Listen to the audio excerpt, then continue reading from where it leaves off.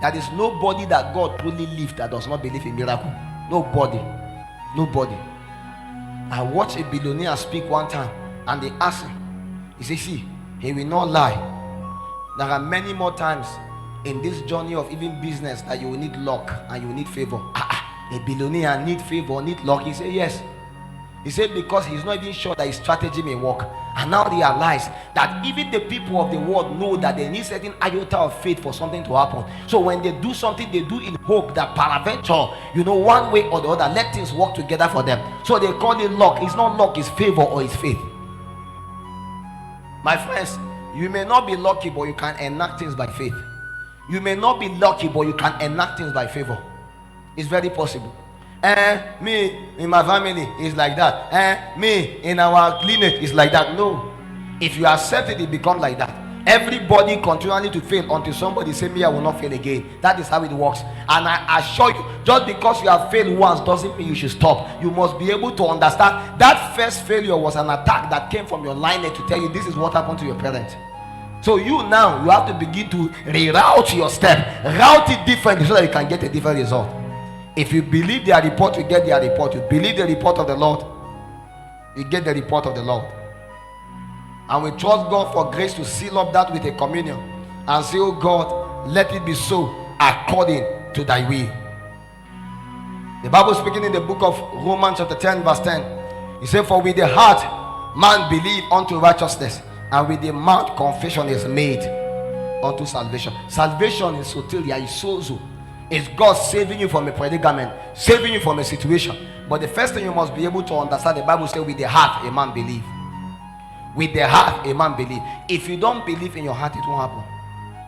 But apart from believing in your heart, you must be able to confess, and your confession must be bigger than other people. I heard a preacher said, the louder your amen, is it what? The bigger your blessing. They are not joking. Because there are times when God will demand that you shout very well.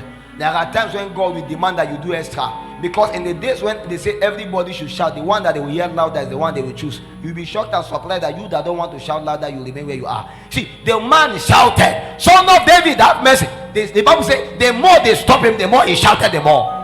Even if there were other people that were shouting, their own voice is silent.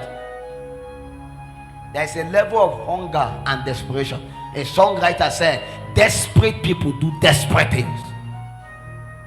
Many of us, let me be frank with us, the way our life goes, the level of laziness, there is no way, never possible for us to achieve greatness. I have a good reason to say I'm tired. I'm telling you the sincere truth. We have been preaching for the past about 3 days, morning and evening session. I have a good reason. I'm tired, let me go on. But greatness comes with so much demand that if you are very lazy, you may never achieve it. You that you are trusting God, open unto me the doors of nation, open unto me the doors of wealth. Can you manage it? The problem is not the open door, it's managing the open door. Because at the tail end, when the demand come upon you, you will crash. So you must be able to understand there is a grace that keeps men, but there is a grace for sustainability. There is a grace for multiplication. And yet again, we are still praying and saying, oh God, open more doors, grant me more influence, grant me more grace, let my voice be heard. If your voice is heard the way you are you sure that the generation will hear you very well? At the tail end, we need God to truly do a serious working upon us.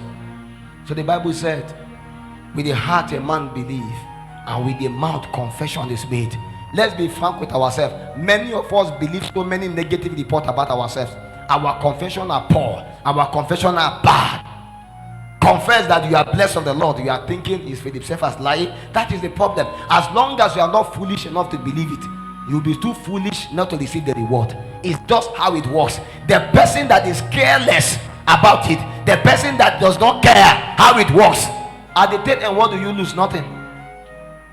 A man say, we sit here, we die. We go there, we die. We rather go. And those lepers became the tool for which God used for deliverance. My friends, you may lose nothing if you pray, but you may gain so many things if you pray. It's the truth. You may lose nothing if you decide to pray, but it's possible for you to gain so much if you decide to pray. You must be able to make your request known unto God, no matter how it is. But the heart must believe, and the mouth must confess unto salvation. until men are willing to make the confirmation by confessing as much as possible, it may never come to pass. I always say, dreams and vision don't fulfill themselves. Men rise up to fulfill them. There has never been a time when a dream wake up and fulfill itself. No.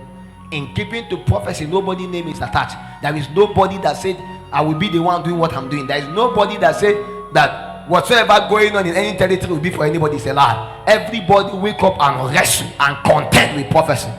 Those that sit wishing, hoping that it will happen may never happen. Those that rise up to contend in battle get the result.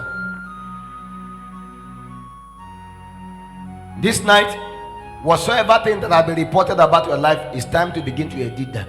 It's time to begin to change them. You must be able to use your mind and begin to re-edit everything that you have. You choose not to believe. Why? Because the report of the devil is always evil. The year has come to an end. The year has already finished. November, by tomorrow we're entering December.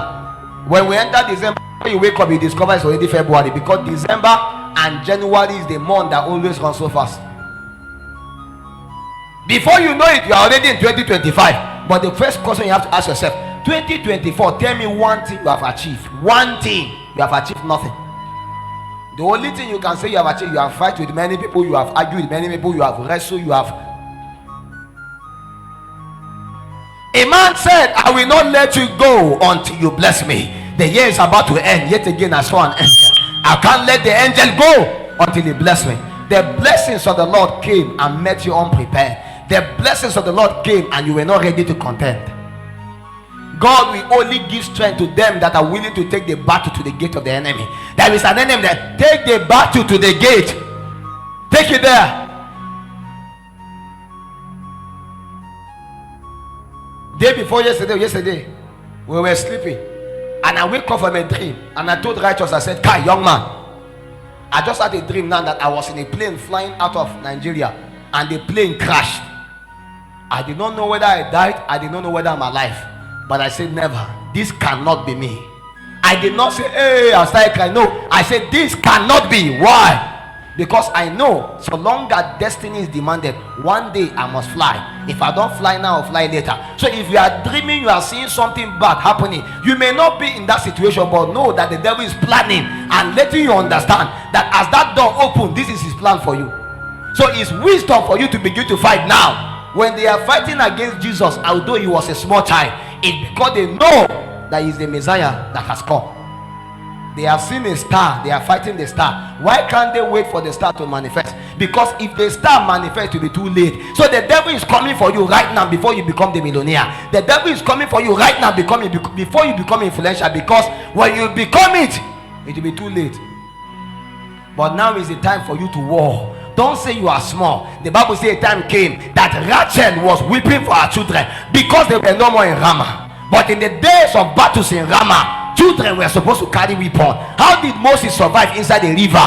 It was not because Moses was a boy. There is a covenant, there is a grace, there is an angelic backing upon that young boy. If not, how can a young boy be swimming inside a river from one location and that? It's not normal. It's not normal. I believe that young boy has some supernatural ability. I believe that Moses walked upon water. No wonder in the days when he grew old, he can use his staff and part the Red Sea, because waters understand his covenant. There is a tribe in Nigeria that they give birth to children and they put them inside a river and the children will not die. After 3 days, you take the child is laughing. Why? The water understand the covenant of the child. You are the only one that is not like ordinary. Ordinary things, hey, it doesn't exist. You must be strangely covenanted by God. Allow a spirit to possess you. Demonic spirit, satanic spirit, at least let something possess you. If you don't want the Holy Ghost, get something. Why? Because in the affairs of this life, men only advance by the enablement of the spirit. Nobody will know you just like that. Nobody will celebrate you just like that. Things cannot happen for you just like that. Who are you? You enter the forest market, your money will be used.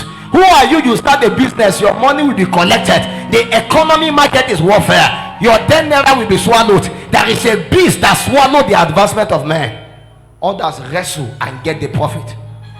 How do men survive in the marketplace? Is by war. How do men survive in ministries? By war. How do men survive in giving to their lives? By war. Are you willing to fight the battle, or you want to chicken out? I am tired. It is fierce. When the battles get fierce, you too become tougher.